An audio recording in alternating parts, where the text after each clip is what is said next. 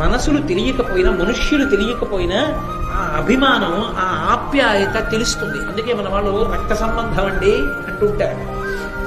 ఆ రక్త సంబంధం క్షమాభిక్ష పెట్టగలిగినట్టు ఇతరులు పెట్టలేరు. రక్త సంబంధం రక్త సంబంధమే. అందుకే రాముడంతటి వాడంటాడు, దేశే దేశే కళత్రాణి దేశే దేశే చ బాంధవా తంతు దేశం నపశ్యామి ఎత్ర భ్రాత సహోదర అంటాడు. ఎక్కడికి వెళ్ళినా భార్య దొరుకుతుందేమో, వేరొక స్త్రీ భార్య కావచ్చేమో ఒక భార్య పడిపోతే. కానీ అది ఆ మాటని నేను ఇదో ఆయన శాస్త్రానికి అంటే వేరొకరు స్థానంలోకి వెళ్ళవచ్చు అని అన్నాడు. కానీ రాముడు ఏకపత్ని వ్రతుడు, అది కాదు ఆయన ఉద్దేశం. పోగొట్టువుల గొప్పతనాన్ని చెప్పడం.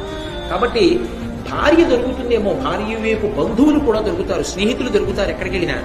కానీ ఇక దొరకని వాళ్ళు అంటూ ఉంటే తోడ పుట్టిన వాళ్ళు ఒక్కళ్ళే. తల్లికి తండ్రికి ఈ జన్మలో ఎవరం కలిసి పుట్టామో వాళ్ళ మధ్యనే ఇక నా సొంత అన్నదమ్ముడు అక్క చెల్లెళ్ళు అని చెప్పుకోగలిగిన అనుబంధం.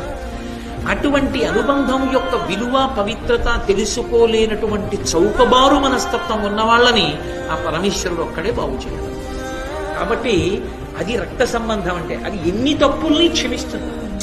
మా అన్నయ్య పోనితురు, మా తమ్ముడు పోని క్షమించేస్తారు.